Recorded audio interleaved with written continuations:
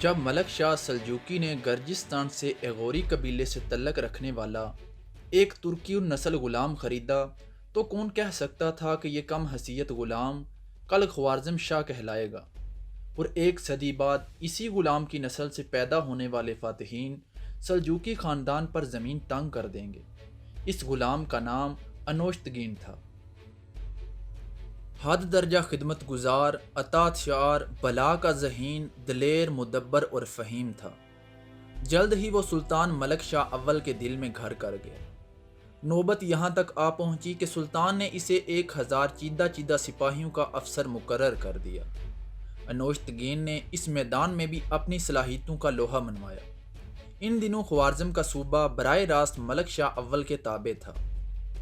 وہاں کا صوبے دار فوت ہوا تو ملک شاہ اول کی مردم شناس نگاہوں میں انوشتگین کے سوا اس عہدے کے لیے کوئی موضوع معلوم نہ ہوا۔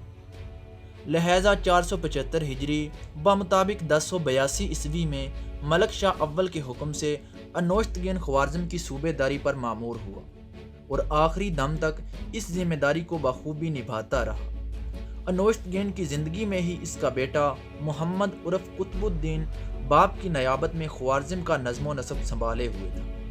اپنے باپ کی وفات کے بعد اس نے بڑی خوش اسلوبی سے 30 برس تک ریاست کا نظام چلایا اور اپنے نئے آقائے نعمت سلطان وقت شاہ سنجر بن ملک شاہ سلجوقی کا دل و جان سے تابع دار رہا۔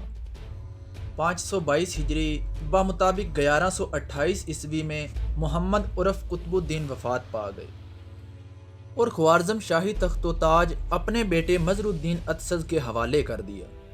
اس 32 سالہ نوجوان نے برسر اقتدار آتے ہی سلجوقی سلطنت کا طوق اطاعت گردن سے نکال دینے اور مکمل خود مختاری حاصل کرنے کا عزم کر لیا، مگر سلطان سنجر سلجوقی کی تلوار کی دھار ایسی نہ تھی کہ جسے نظر انداز کر دیا جاتا۔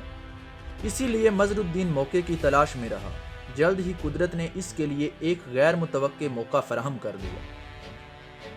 سلطان سنجر سلجوقی ماوراء النہر کے باغی حاکم توغاج خان کی سرکوبی کے لیے بخارا میں افواج مرتب کر رہا تھا۔ اس لشکر کشی میں مظہر الدین اتسز بھی سلطان سنجر کے ہمراہ تھا۔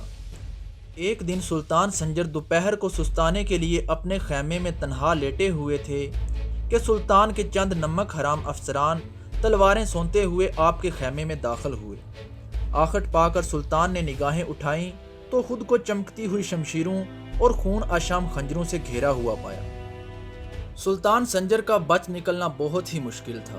آپ کا محافظ دستہ ساتھ موجود نہ تھا، مگر اس سے پہلے کہ غداروں کی تلواریں سلطان کے لہو میں غوطہ کھاتیں، اچانک گھوڑوں کی ٹاپ سے فضا گونج اٹھی۔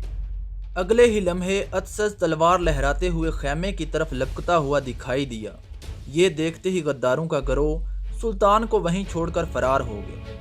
سلطان سنجر سلجوقی نے اٹھ کر اتسز کو سینے سے لگا لیا اور دریافت کیا کہ تمہیں کیسے معلوم ہوا کہ میں گھر گیا ہوں؟ اتسز نے جواباً کہا، سلطان عالی قدر، میں اپنے خیمے میں بے خبر سو رہا تھا کہ ایک ہولناک خواب نے مجھے بیدار کر دیا۔ مشیت الہی نے میرے دل میں یہ بات ڈالی کہ تیرے آقا خطرے میں ہیں، چنانچہ میں نے فوراً یہاں کا رخ کیا۔ سلطان سنجر، جس کی اعلیٰ ظرفی، شجاعت، سخاوت اور احسان شناسی تاریخ میں مشہور و معروف ہے، اتسز کے اس احسان کا تعمر ممنون رہا اور اس واقعے کے بعد اتسز کی جانب سے پیش آنے والی ہر ناخوشگوار حرکت کو برداشت کرتا رہا۔ چنانچہ کچھ عرصے بعد جب اتسز نے خوارزم شاہی ریاست کی خود مختاری کا اعلان کیا تو اس کے سابقہ احسان کی وجہ سے سلطان سنجر سلجوقی نے اس کے خلاف کوئی کارروائی نہیں کی۔